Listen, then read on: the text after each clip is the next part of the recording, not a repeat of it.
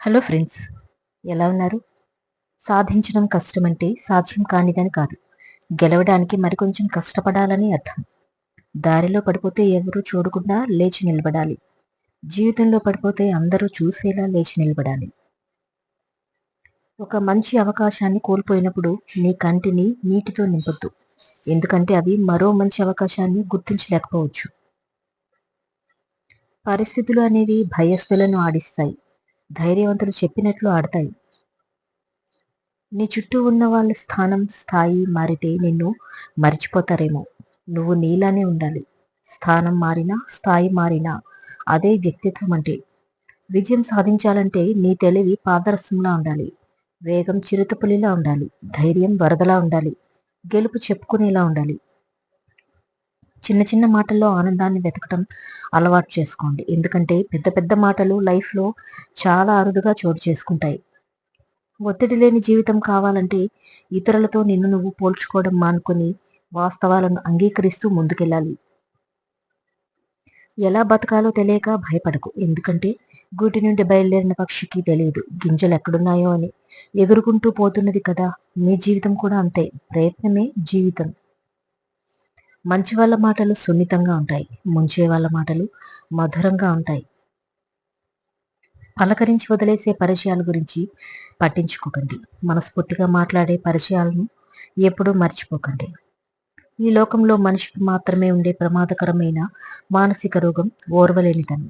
తనకు లేదని ఉన్న వాళ్ళను చూసి ఏడ్చేవారికి ఎన్ని ఉన్నా వారు నిత్య దరిద్రులే. మీ పని మీరు చేసుకుంటూ ఉన్నా గానీ మిమ్మల్ని బాధించేవారు, విమర్శించేవారు ఉంటారు. కానీ మీరు ఒక మాట గుర్తుపెట్టుకోవాలి. ఆటలో గోల చేసేది ప్రేక్షకులే గాని ఆటగాళ్ళు కాదు.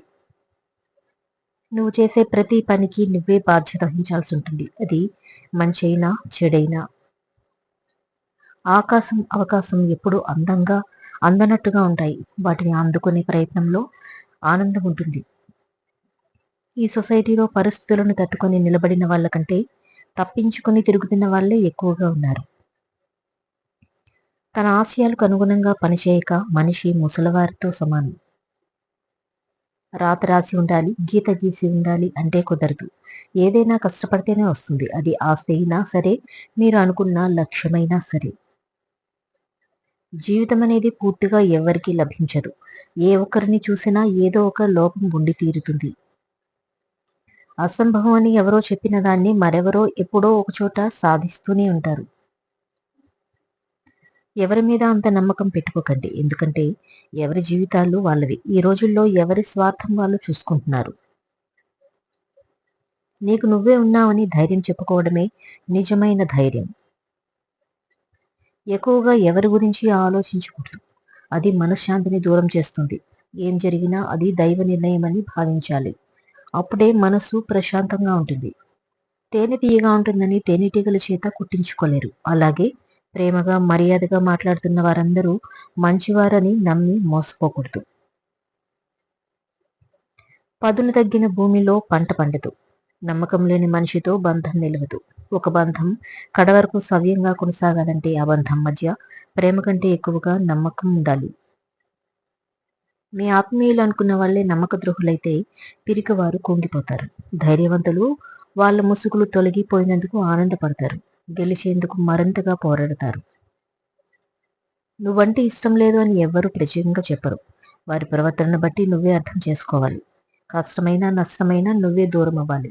విలువలేని చోట బాధపడుతూ ఉండడం కంటే కష్టమైనా వదిలేసి ఉండడం మంచిది. మీ మనసులో అశాంతి ఉంటే ప్రతి విషయము గందరగోళంగానే అనిపిస్తుంది. నిజాన్ని మార్చే శక్తి ఈ సమాజంలో ఎవ్వరికీ లేదు. కానీ సమాజాన్ని మార్చే శక్తి నిజానికి ఉంది.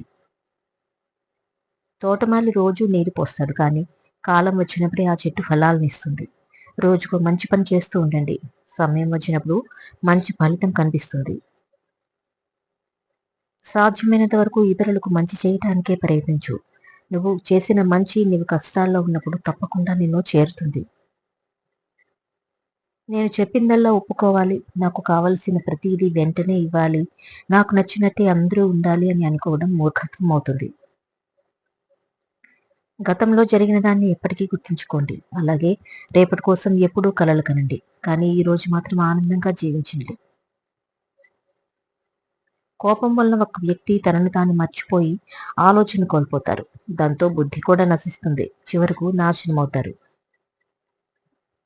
అవసరం వచ్చిన ప్రతిసారి అప్పు కోసం చూడటం కన్నా తక్కువ జీతం వచ్చినా ఏదో ఒక పని చేసుకోవడం ఉత్తమం.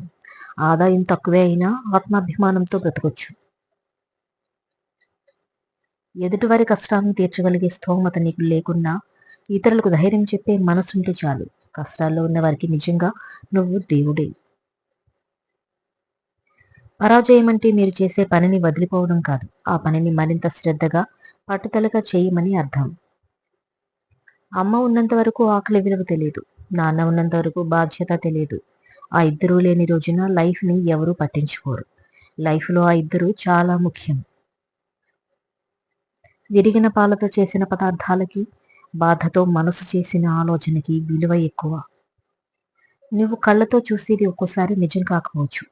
ప్రతి చిరునవ్వు వెనుక సంతోషం ఉందని భ్రమపడద్దు. ఆ చిరునవ్వు వెనుక భరించలేని బాధ కూడా ఉండొచ్చు.